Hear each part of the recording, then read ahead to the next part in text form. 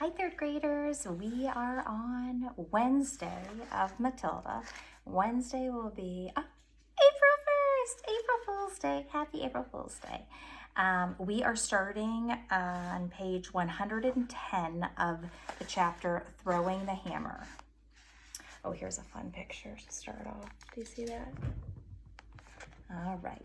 You won't, Lavender said. We may be small, but we're quite tough. Listen to this, Hortensia said.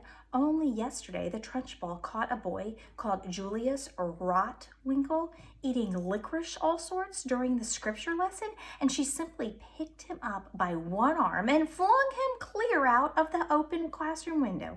Our classroom is one floor up, and we saw Julius Rotwinkle go sailing out over the garden like a frisbee and landing with a thump in the middle of the lettuces. Did you hear that simile? Like a frisbee. There he is. Then the Trunchbull turned to us and said, "From now on, anybody caught eating in class goes straight out the window." Did this Julius Rotwinkle break any bones? Lavender asked. Only a few, Hortensia said. You've got to remember that the Trunchbull once threw the hammer for Britain in the Olympics, so she's very proud of her right arm. What's throwing the hammer? Lavender asked. The hammer, Hortensia said, is actually a ruddy great cannonball on the end of a long bit of wire, and the thrower whisks it around and around his or her head, faster and faster, and then lets it go. You have to be terrifically strong. The Trunchbull will throw anything around just to keep her arm in, especially children. Good heavens, Lavender said. I once heard her say, Hortensia went on, that a large boy is about the same weight as an Olympic hammer, and therefore he's very useful for practicing with.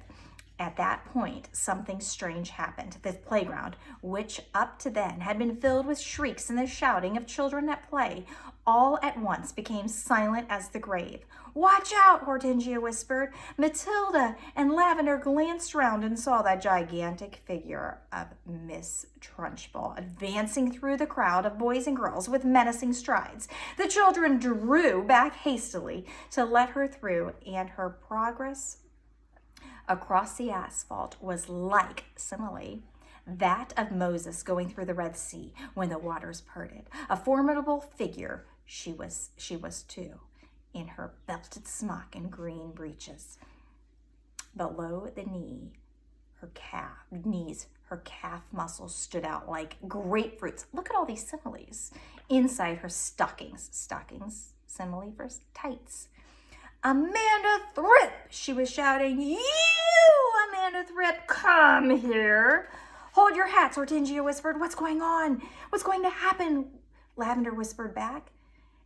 That Amanda, Hortensia said, has let her long hair grow even longer during the holes, and her mother has plaited it into pigtails. Silly thing to do. Why silly?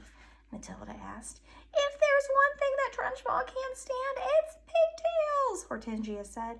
Matilda and Lavender saw the giant in green breeches advancing upon a girl of about 10 who had a pair of plaited golden pigtails hanging over her shoulders. Each pigtail had a blue satin bow at the end of it, and it all looked very pretty. The girl wearing the pigtails, Amanda Thrip, stood quite still, watching the advancing giant, and the expression on her face was one that you might find on the face of a person who is trapped in a small field with an enraged bull, which is charging flat out towards her.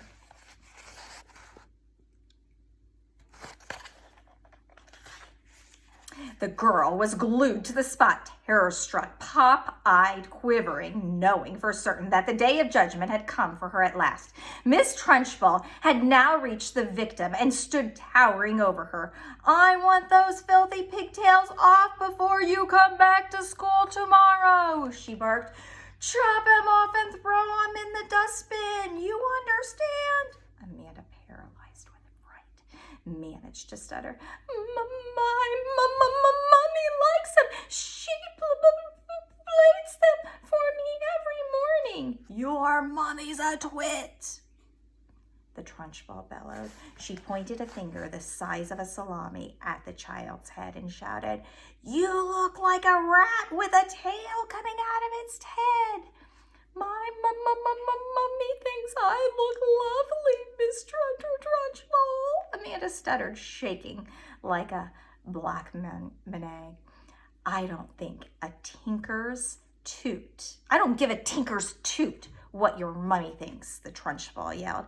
And with that, she lunged forward and grabbed hold of Amanda's pigtails in her right fist and lifted the girl clear off the ground.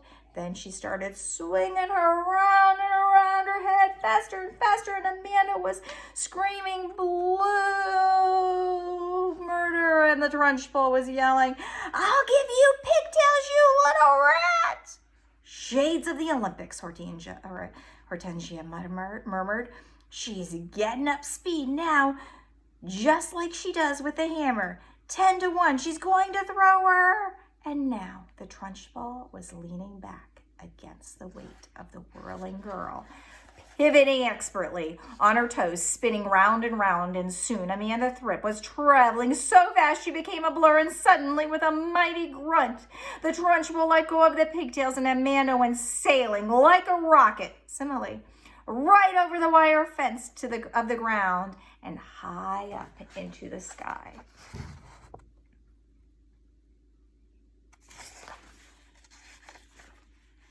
"Well thrown, sir," someone shouted from across the playground, and Matilda, who was mesmerized by the whole crazy affair, saw Amanda Thripp descending in a long, graceful parabola to the playing field below. She landed on the grass and bounced 3 times and finally came to rest. Then, amazingly, she sat up. She looked a trifle dazed, and who could blame her? But after a minute or so, she was on her feet again and tottering back towards the playground. The Trunchbull stood in the playground, dusting off her hands. "Not bad," she said, "considering I'm not in strict training. Not bad at all." Then she strode away. "She's mad," Hortensia said. "But don't the parents complain?" Matilda asked. "Would yours?" Hortensia asked. "I know mine wouldn't. She treats the mothers and fathers just the same as the children, and they're all scared to death of her. I'll be seeing you sometime, you two." And with that, she sauntered away. Poor little girl. Look at little girl found in the field. And we are stopping right there today. Have a wonderful day, third graders.